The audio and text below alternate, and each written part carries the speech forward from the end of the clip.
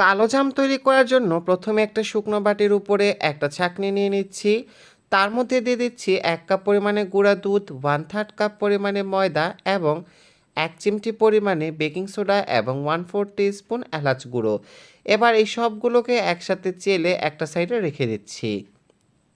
এবার এই শুকনো উপকরণটাকে হাত দিয়ে একটু মেখে নিলাম। এবারে দিয়ে দিচ্ছি ২ চা চামচ পরিমাণে বাটার। বাটার না থাকলে ঘি দিলেও চলবে। এটা দিয়ে খুব ভালো করে ঘষে ঘষে এটাকে মিক্স করে একটা সাইডে রেখে দিলাম। এবারে আমি নিয়ে নিলাম ২ টেবিল চামচ পরিমাণে ঘন দুধ এবং একটা ডিম এবং এটা দিয়ে ভালো করে ফেটে একটা সাইডে রেখে দিব। এবারে সেই শুকনো উপকরণের মিশ্রণটা আবার নিয়ে নিলাম।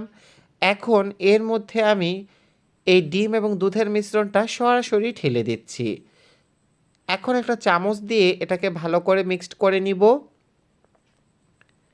মিক্সড করতে করতে দেখতে পাবেন এটা বেশ খানিকটা লিকুইড হয়ে আসবে, তবে চিন্তার কোনো কারণ নেই। এটাকে আমরা 10 থেকে 15 মিনিট রেস্ট দিব, তখনই এটা একটা পারফেক্ট ডোর ফর্মে চলে আসবে। তবে 10-15 মিনিট রেস্ট দেওয়ার ফাঁকে আপনারা কিন্তু অবশ্যই 5 মিনিট পরে একবার ঢাকনাটা খুলে একইভাবে চামচ দিয়ে একবার নেড়ে নেবেন, তাহলেই কিন্তু হয়ে যাবে। তো এখন আমি ঢাকা দিয়ে রেখে দিচ্ছি। আমি প্রায় 15 মিনিট রেখেছি। 15 মিনিট পরে দেখুন এটা একদম পারফেক্ট ডোর ফর্মে চলে এসেছে। এবার হাতে একটু বাটার মেখে নিচ্ছি। বাটার মেখে এখন আমি এখান থেকে একটু ডো নিয়ে নিলাম। নিয়ে এবার আমরা আমাদের পছন্দ মতো সাইজের মিষ্টি তৈরি করে নিব। তবে মিষ্টি তৈরি করার সময় খেয়াল রাখবেন সাইজটা, কারণ এগুলো কিন্তু ভাজার সময় ফুলে বড় হবে এবং শিরায় দেওয়ার পরেও কিন্তু বড় হবে। আমি কিন্তু কালোজামের সাইজে দিয়ে দিয়েছি, আপনারা চাইলে গোল করেও করতে পারবেন। তবে চেষ্টা করবেন মিষ্টির গায়ে কোনো যেন ফাটল কোনো দাগ না থাকে, তাহলেই কিন্তু মিষ্টিটা পারফেক্ট হবে। এভাবে করে আমি সবগুলো বানিয়ে নিচ্ছি। দেখুন আমার ডোটা কত সুন্দর স্মুথ হয়েছে, আপনাদের ডোটাও কিন্তু এরকমই স্মুথ হতে হবে। তো আমার সবগুলো বানানো হয়ে গিয়েছে। এবার আমি ভাজার জন্য তেল নিয়ে নিয়েছি। তেলটা কিন্তু একেবারেই ঠান্ডা। তো সেই তেলের মধ্যেই কিন্তু আমি মিষ্টি কিছু দিয়ে দিয়েছি, ৬টা দিয়েছি একসাথে। চুলার আঁচটা কিন্তু একদমই লোতে থাকবে। এই মিষ্টিটা ভাজা হবে ঠিক এভাবে, তেলটাও গরম হবে আর মিষ্টিটাও ভাজা হবে।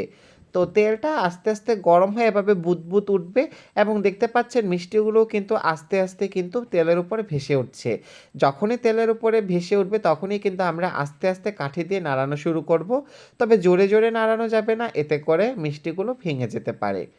তো দেখুন তেলটা ক্রমশ গরম হচ্ছে এবং আমার মিষ্টিগুলো কিন্তু ফুলে উঠছে। তো এভাবে করে এই অল্প আঁচে এগুলোকে সুন্দর করে নেড়েচেড়ে ভেজে নিতে হবে। দেখুন আস্তে আস্তে কালারটা লাল হয়ে আসছে। এ পর্যায়ে নামিয়ে নিলে কিন্তু লালমোহন বা ল্যাংচা হয়ে যাবে। আর আরেকটু আমরা বেশি ভাজবো, কারণ আমরা যেহেতু এটাকে কালোজাম করব, তাই এটাকে আমরা আরেকটু বেশি ভেজে নিব। তো দেখুন কালারটা কত সুন্দর হয়ে গিয়েছে। এটাকে আরও একটু ভেজে তারপরে আমরা এখন নামিয়ে নিচ্ছি। এবারে মিষ্টিগুলোকে নামিয়ে একদমই ঠান্ডা করে নিব। এবার আমরা শিরা তৈরি করে নিচ্ছি। শিরার জন্য আমি এখানে দিয়েছি 4 কাপ পরিমাণে পানি এবং 1.5 কাপ পরিমাণে চিনি। আর দিয়েছি একটা তেজপাতা ও 2টা দারচিনি। তো শিরাটা বলক ওঠা পর্যন্ত অপেক্ষা করব।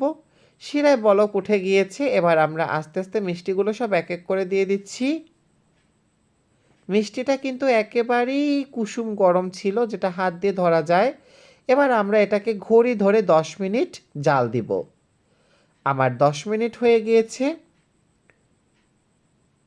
দেখুন মাশাআল্লাহ করে কত সুন্দর করে কালোজামগুলো ফুলে উঠেছে এবং আপনারা দেখতে পাচ্ছেন সাইজটাও কিন্তু আরও ডাবল হয়ে গিয়েছে এবং কালারটা কতটা সুন্দর এসেছে।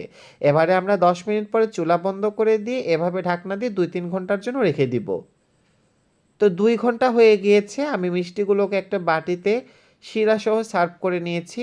এটা দেখতে সুন্দর লাগার জন্য আমরা এখন আবার এটাকে প্লেটে তুলে সার্ভ করব।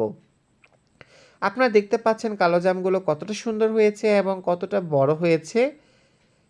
তো একটা মিষ্টি কাটার জন্য আমি আরেকটা বাটিতে নিয়ে নিলাম। এবার আমি উপরে একটু গুঁড়া দুধ দিয়ে সাজিয়ে দিচ্ছি। গুঁড়া দুধের মধ্যে আমি একটু বাটার দিয়ে ঘষে নিয়েছি, এতে করে কিছুটা দানা দানা হয়েছে। তো এটা আপনাদের ইচ্ছা, আপনারা কিভাবে সাজাবেন। তো এখন একটা মিষ্টি আমি আপনাদেরকে কেটে দেখাচ্ছি যে এটা ঠিক কতটা রসালো হয়েছে। কাটার অবস্থা দেখেই নিশ্চয়ই আপনারা বুঝতে পারছেন যে এটার ভেতরে কতটা রস ঢুকেছে। জাস্ট ভেতরটা আপনারা দেখুন, রসে একদম টইটম্বুর। আমি চিপে আপনাদেরকে রস বের করে দেখাচ্ছি। রেসিপিটা কিন্তু একদমই নো ফেল এবং খুবই পারফেক্ট একটা রেসিপি কিন্তু আমি আপনাদের সাথে শেয়ার করলাম। আশা করছি আমার আজকের রেসিপিটি আপনাদের ভালো লেগেছে। যদি ভালো লাগে থাকে তাহলে প্লিজ আমার চ্যানেলটি আপনারা সাবস্ক্রাইব করবেন।